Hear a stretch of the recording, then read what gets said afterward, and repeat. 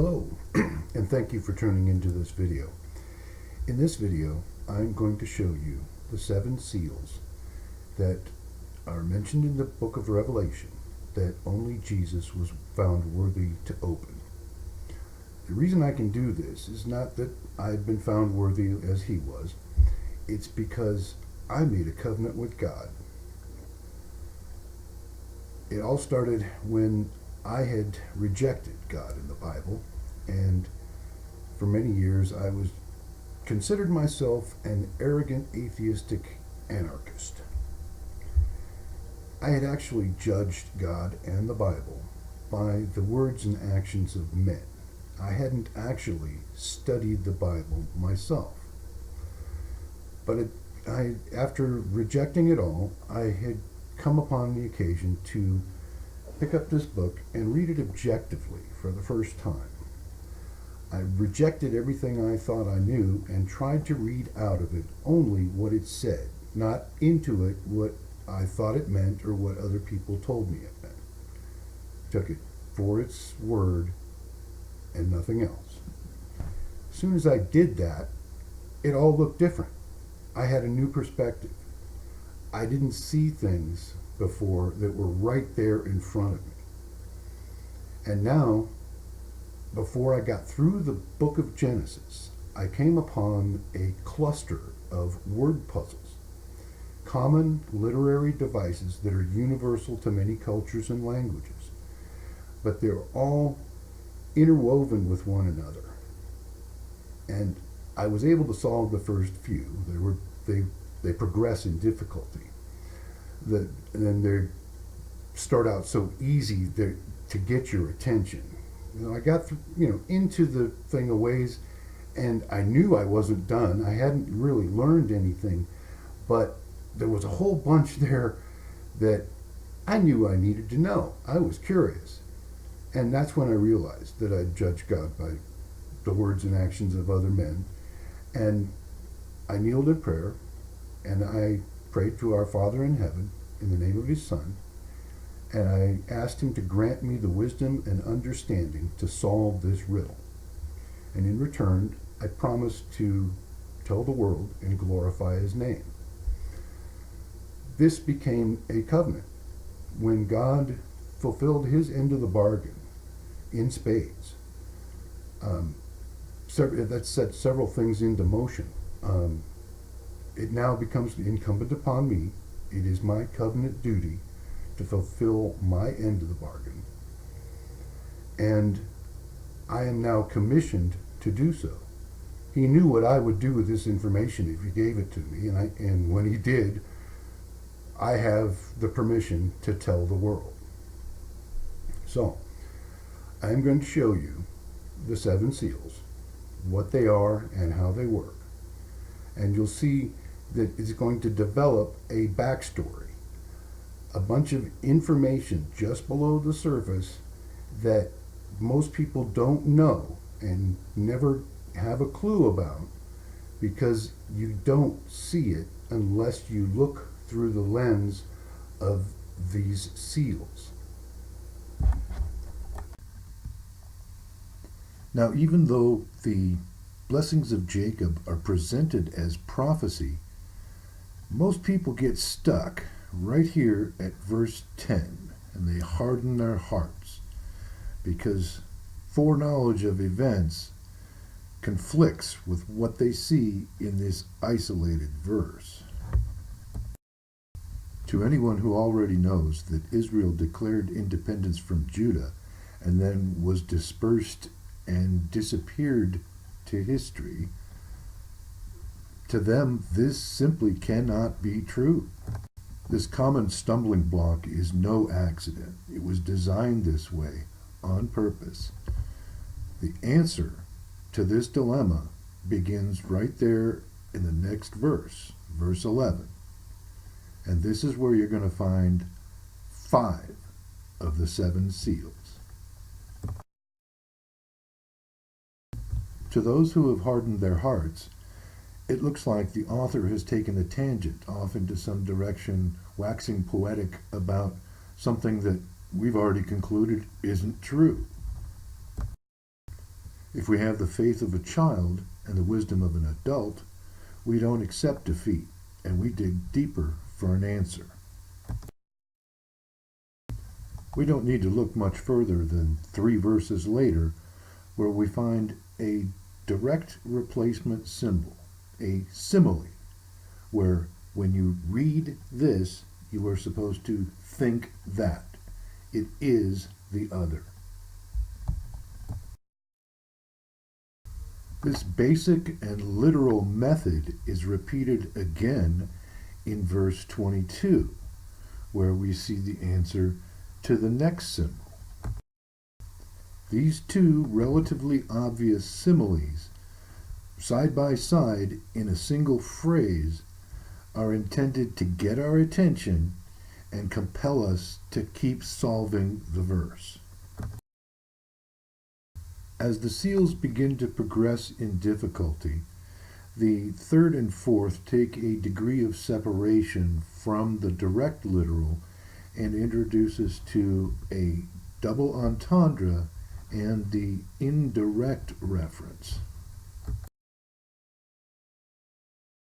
The 3rd seal is a passage that can be translated as either a fruitful vine or a wild colt.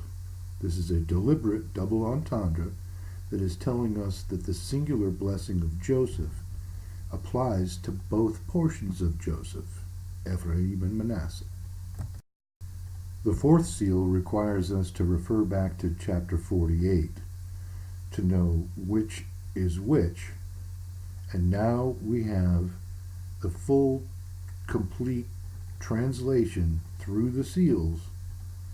We go from he will tether his donkey to a vine, his colt to the choicest branch, now becomes he will tether Issachar to Joseph, Manasseh to Ephraim.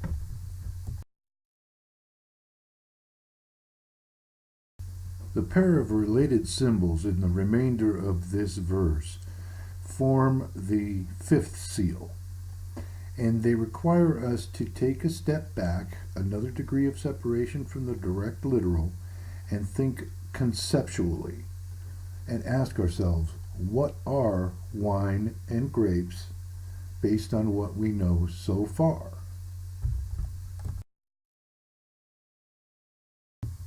Wine comes from grapes, which come from the vine. Vine means Joseph.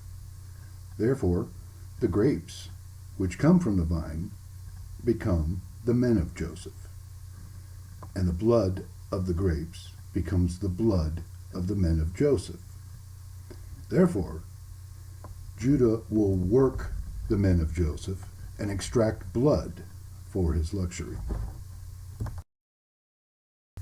The 6th seal is a phrase that can be translated or rendered one of 3 ways, or 2 of 3 ways, or all 3 of 3 ways. And if we test each one, we find that 2 might work. If the intention here is both campfires and saddlebags, we have symbols for counsels and possessions. And if we blend these 2 together, we end up with a geographical location. We're talking about what it's going to look like on the map. This deliberate double entendre is like a double separation from the literal, because it only implies that the territories that he's going to lie down between are the ones that he is already tied to. However, if you stop and think about it, both of the double entendres we've encountered so far refer to exactly the same thing.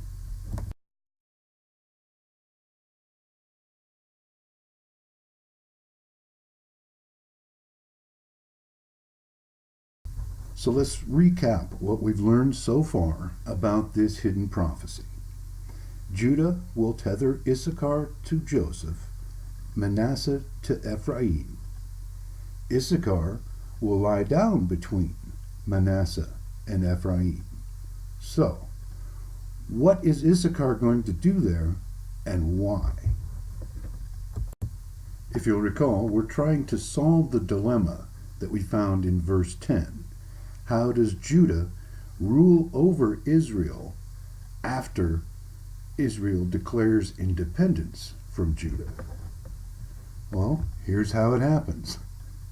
He actually reigns by pulling the reins of the donkey and the colt. And Issachar is going to carry the load of leadership as a surrogate or proxy, a puppet whose strings are being pulled by Judah from behind the scenes. This could only happen if they declare independence. So doing so doesn't keep this from becoming a prophecy, it makes it become a prophecy. This elaborately concealed hidden prophecy plays out in the rest of the Bible exactly the way we discovered that it should. After the death of King Solomon, his son ruled over Israel like they were his slaves, blood of the grapes. A leader of Ephraim then declares independence from Judah and takes 10 tribes with him to become the northern kingdom. And when he dies, his son fills his court and cabinet with cronies and incompetents. Foreseeing impending doom, Baasha marches down from Issachar through Manasseh to Shechem, just across the border in Ephraim, and there he kills Nadab and all of Jeroboam's relatives, and then retreats back across the border to Tirzah in Manasseh. And more kings from Issachar rule from there until Omri buys a hill across the border in Ephraim and builds a capital city where no city had been.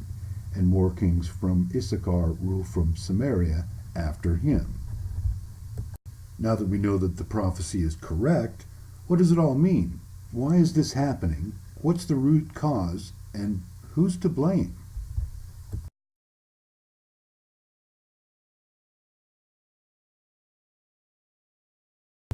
Well, let's look at what else we've learned so far. Judah received the blessing of the right of the firstborn. That's leadership over the other tribes. However, Ephraim received the blessing of the covenant, the right of prosperity and expansion. Prosperity brings with it the political persuasion that rivals that of the king.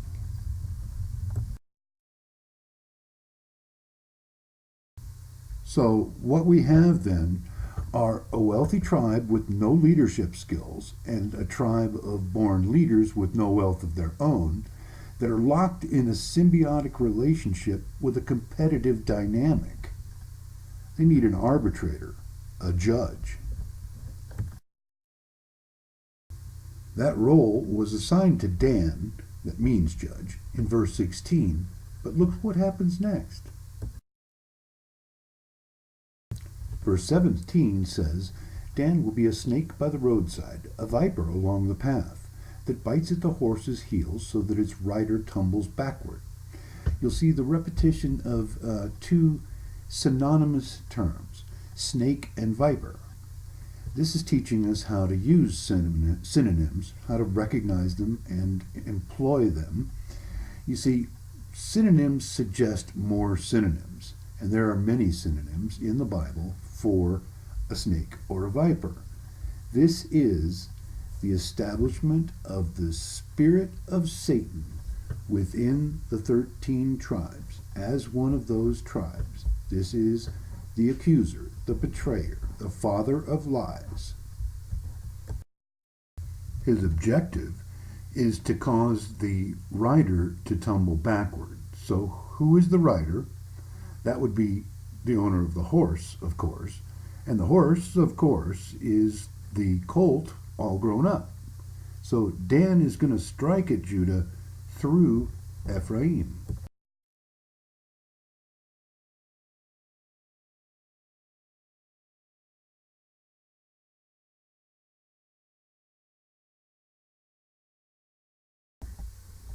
So there you have it, the 7 seals that only Jesus was found worthy to open.